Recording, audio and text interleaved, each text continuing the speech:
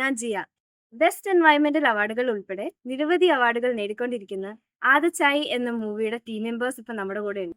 Doctor Georgy ഒരു orthopaedic surgeon അല്ലേ? അപ്പൊ എങ്ങനെയാണ് ഈ ഒരു സിനിമ ലോകത്ത് വന്നത്? അതായത് ഈ ആദച്ചായി മൂവിയില് എന്തൊക്കെ കോൺട്രിബ്യൂഷൻസ് ആണ് ഡോക്ടർ തന്നിട്ടുണ്ട്? സിനിമയുടെ ലോകത്ത് എന്ന് പറയുമ്പോൾ ആക്ച്വലി ഇതൊരു ബൈ ചാൻസ് ആണെന്ന് എനിക്ക് തോന്നുന്നില്ല, ബൈ ചോയ്സ് എന്ന് പറയേണ്ടി വരും. കാരണം ഇതൊരു നിമിത്തമായിട്ടാണ് ഞാൻ കണക്കാക്കുന്നത്.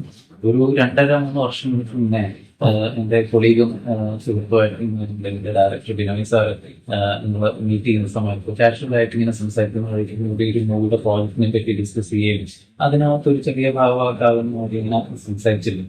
അപ്പൊ അതിന്റെ ആശയം സംബന്ധിച്ച് അതിൽ വളരെ അട്രാക്റ്റീവായിട്ട് എനിക്ക് തോന്നിയിരുന്നു. അപ്പം അതിനുശേഷം ഇതിനകത്ത് എൻ്റെ അകത്ത് ഞാനൊരു സിനിമയെ ലോകത്തിന് ഒരിക്കലും ഞാൻ വന്നിട്ടില്ല, എനിക്ക് ഐഡിയ ഇല്ല. അപ്പൊ അതുകൊണ്ട് തന്നെ ഞാൻ സിനിമയെ പറ്റി ഞാനൊന്നും ഡിസ്കസ് ചെയ്തിട്ടില്ല. എന്നാലും ഇതിനകത്ത് മ്യൂസിക്, നമ്മുടെ ജീവിതം എന്ന് പറഞ്ഞാൽ മ്യൂസിക്കാണ് പാഷൻ. ഞാനൊരു പാട്ടുകാരനായിട്ട് അറിയപ്പെടണമെന്ന് വളരെ ആഗ്രഹിക്കുന്ന പെൻഷനാണ്.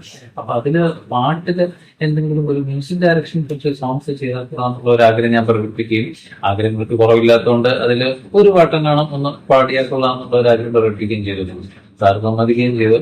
ഇടവമഴ കാത്തൊരി അച്ഛന്റെ ചങ്കിലി മടവെള്ളമെന്തിനീ പാഞ്ഞെടുത്തു, കടവത്തു തോണിയും കാത്തിരുന്നൊരുവന്റെ കുട പോലും എന്തേ കവർന്നെടുത്തു. പിന്നെയും ആഗ്രഹങ്ങൾക്ക് കുറവില്ലാത്തതുകൊണ്ട് ഞാൻ ചോദിച്ച ഈ സിനിമയ്ക്കകത്ത് ഇങ്ങനെ സൈഡിൽ കൂടെ കാണുള്ള ഒരു ചെറിയൊരു വേഷം, വില്ലൻ വേഷമോ ഇങ്ങനെയാണ് ജസ്റ്റ് ഒന്ന് ഒരു കുഞ്ഞി വേഷമാണ് ചെയ്യുന്നത്. അപ്പോഴെ സാറിങ്ങോട്ട് പറയുക ആക്ച്വലി ഇതിനകത്തൊരു ലീഡ് റോള് തന്നെയുണ്ട്, ലീഡറുടെ വേഷം തന്നെയുണ്ട്, അത് ചെയ്തല്ലോ എന്നുള്ള കാര്യം ചോദിച്ചു. ശരിക്കും പറഞ്ഞ ഒരു ഷോക്ക് അടിച്ച അവസ്ഥയാണ്. എല്ലാ ആണ്ടിലെ ബജറ്റ് പ്രസംഗങ്ങളിൽ കർഷകരെ കോൾമേൽ കൊള്ളിക്കുന്ന ബജറ്റ് പ്രഖ്യാപനങ്ങൾ ഉണ്ടാകും. പക്ഷെ ഇതൊക്കെ ഫയലിലേ കാണും, വയലിലേക്ക് വരില്ല. എന്നെ ഒരു നീന്തൽ അറിയാത്ത ഒരാളെ പിടിച്ച് ഓഷനിലോട്ട് ആടിയിലോട്ട് തള്ളിയിട്ട ഒരവസ്ഥയിലായിരുന്നു. ശരിക്കും പറഞ്ഞു കഴിഞ്ഞാൽ ഈ ഒരു സിനിമ ഓഷനിലോട്ട് പോകുന്നത് ഒരുപാട് എക്സ്പീരിയൻസ്, ഇതിന്റെ പിന്നിലുള്ള ആ ഒരു പ്രവർത്തനങ്ങളെ പറ്റി സത്യം പറഞ്ഞു കഴിഞ്ഞാൽ എനിക്ക് ഒരു അറിവില്ല. പക്ഷെ പെട്ടെന്നൊരു ഷോക്കിംഗ് റെവലേഷനാണ് ഈ ഒരു ലോകത്തെ അതിന്റെ എക്സ്പീരിയൻസും അതിന്റെ പിന്നിലുള്ള ആ ഒരു വർക്കിനെ പറ്റി പറഞ്ഞു കഴിഞ്ഞാൽ ഒരു അനുഭവം ശരിക്കും പറഞ്ഞാൽ ഉണ്ടായിരുന്നു.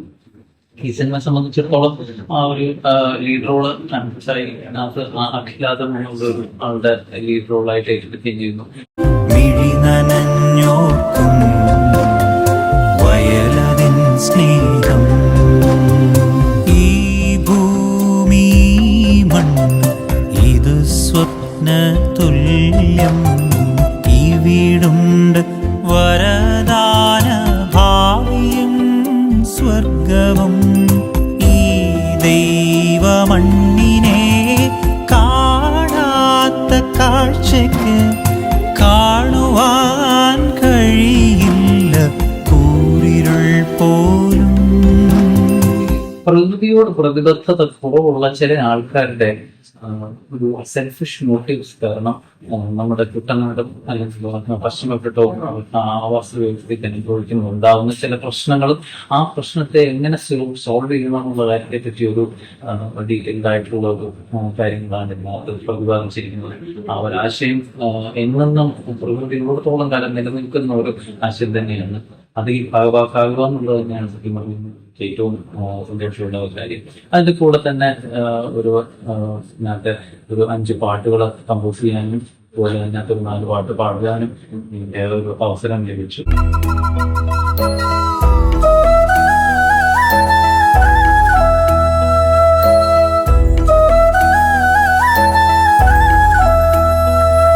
സഹ്യാചല നിര സ്വാഗതമോതും സസ്യശ്യാമള ഭൂമി കേരളഭൂമി, കേരളഭൂമി. ഇത്രയും നേരം നിങ്ങൾ ആദച്ചായ മൂവിയുടെ വിശേഷങ്ങളാണ് കേട്ടോണ്ടിരുന്നത്. അപ്പൊ ഇനിയും ആദച്ചായ മൂവിക്ക് വിജയങ്ങൾ ആശംസിക്കുന്നു. മല്ലപ്പള്ളിയിലെ ഊർ എക്സ്പീരിയൻസിൽ നിന്നും ജിയ.